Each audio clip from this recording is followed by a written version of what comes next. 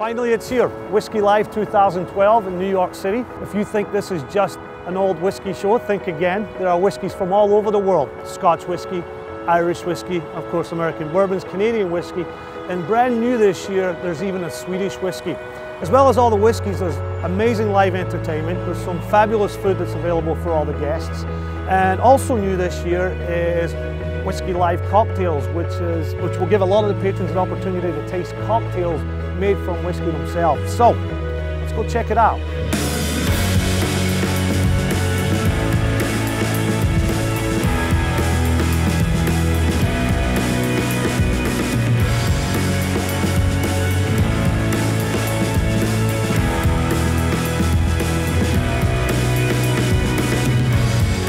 But if you're the kind of guy that wants to educate himself on the finer things in life, this is the place you need to be.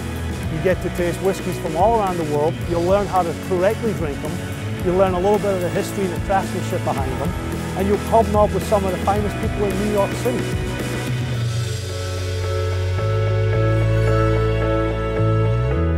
What I like doing at nights like tonight is really kind of experimenting with really kind of fun tastings. I dig a little deeper into the whiskey world. I think the craft whiskey distillers and the craft movement is really bringing people back into this innovative side of whiskey and giving people an opportunity to try things that they never tried before. Right. Are you seeing a younger demographic overall coming into the brand spirits?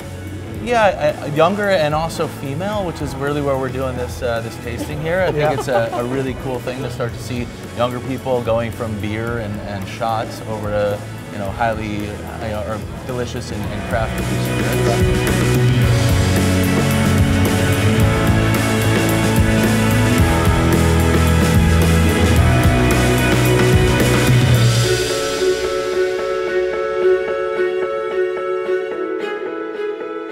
Great. Okay, what we're doing this time at Cocktail Live, which is the first year we're doing Cocktail Live, we're taking Maker's Mark 46, Grand Classico bitters, which is out of Switzerland, mixing those two together, putting a little bit of a lemon twist on it. It's a cocktail called the Tribeca, which is inspired by our bar down in Tribeca in Manhattan. And what I think we're trying to achieve with Cocktails Live is introducing whiskey, scotch, bourbon in a different fashion than people know it. Right. I mean, for years it's your grandfather, it's your father's drink, neat in a glass, maybe an ice cube, maybe a splash of water.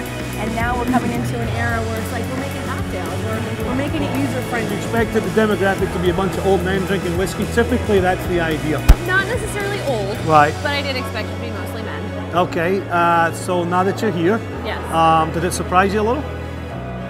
For the most part, I thought it was fantastic. I think there were some interesting bits that were surprising. There were a lot more women than you would have thought.